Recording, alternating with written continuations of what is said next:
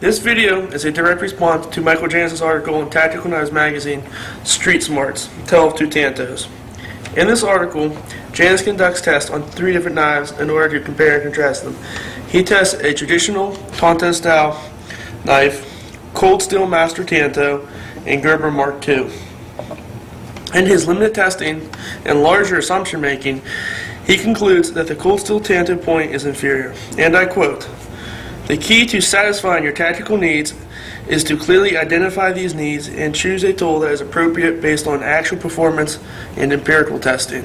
If you are a SWAT team breacher and consider your knife a sharp, expensive pry bar, the Americanized Tanto will probably suit you well. But if you focus on personal defense or even standard utility use, don't rely on internet forum gossip. Choose a blade with a more conventional and functional point." While the logic here is indeed sound, it completely contradicts his accusations of American-style Tanto being inferior to the traditional Tanto and Mark II. In this video, we will not only examine why the Cold Steel Tanto is indeed a superior choice, we will prove it to you through a series of tests. Okay, I'll show you a little bit about our machine we use here. Right now, at this height, it strikes about the same power that I can stab with. What we had to do to some of these knives is just grind them flat so that when they're racked in here like this, the blade is plumb, parallel, true, and there's no angle to the blade. So this represents the most perfect downward thrust or stab. Of course, there's no arc in it like a natural arm, but yet it's hitting with the same power. So really, it's all relative as far as how well each knife does in this. We can add weight to this if we want to go heavier. We can adjust the height to make it hit to the right amount of power. And we've calibrated this by stabbing it through meat and through foam board and different uniform materials to equal about my strength. And we'll see how all these knives do in this apparatus. Show how it drops. We have a pull pin. We use this for a lot of other things too, a lot of braking tests, impact tests. So all we do is basically like a guillotine, pull the pin out, this racks up the blades or whatever you're holding, and it falls down. So this eliminates the human element because some days we hit harder than others, sometimes we hit more true than others. So it's a relative way that we can test knife blades without worrying about what we subconsciously like better, what we want to win. There's no truer way to do it than a uniform dropping method.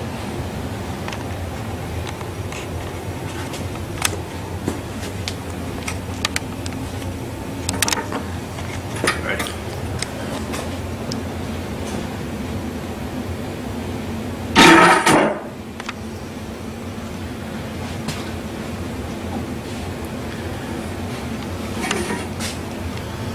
All the way through into the board. Master Tanto, beef brisket.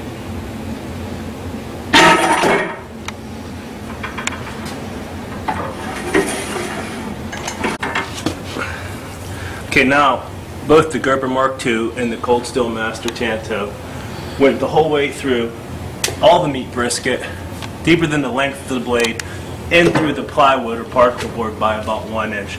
Now let's look at the wound channel of the Mark II blade versus the Tanto. Obviously the dagger is designed more for stabbing compared to this, but there's a lot of difference in the cross section of the blade. So let's look at the difference in the meat.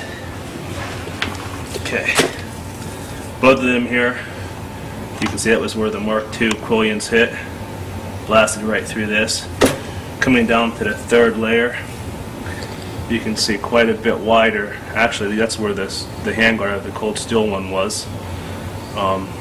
It just went in deeper because it had a smaller quillion at that point. But you can start seeing here on the 4th layer the difference in the wound of the Mark II versus the Tanto. Now let's look at the 5th layer. fifth layer here. Again, the Mark II versus the Tanto. The Tanto is much, much larger in the width of the wound channel. Same thing, much larger, and down to the end. Good bit larger. And here's the plywood. That versus that. So the cold steel knife cuts the same width wound channel the whole way from beginning till end, and obviously the tapered dagger shape has a smaller channel versus its length of the blade.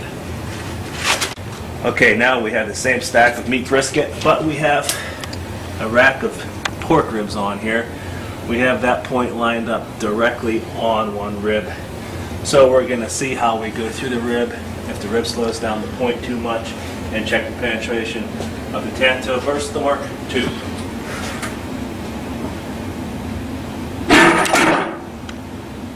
Alright.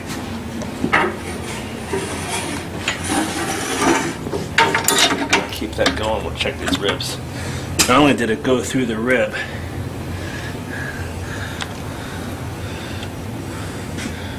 but it split it.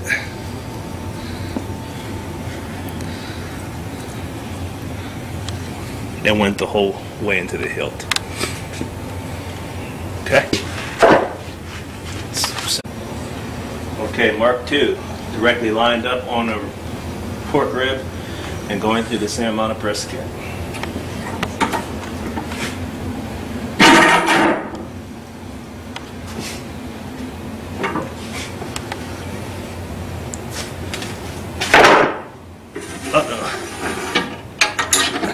Believe it or not, a rib broke that quillion. Well, I can't hardly believe it, but it's true.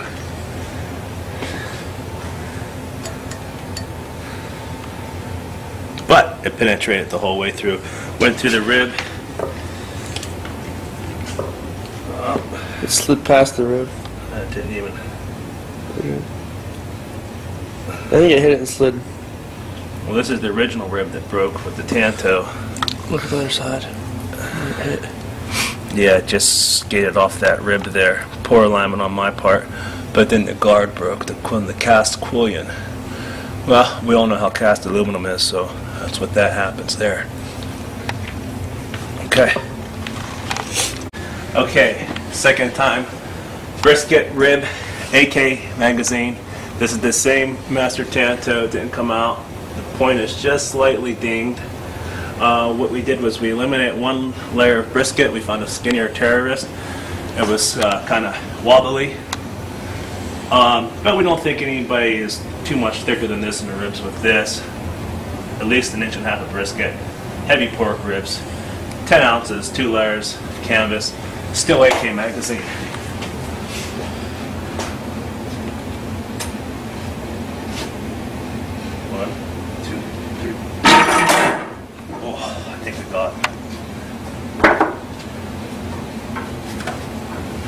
Oh, yeah. Alright. Safety. Alright, now, let's see what my roller is. We have almost an inch and a half.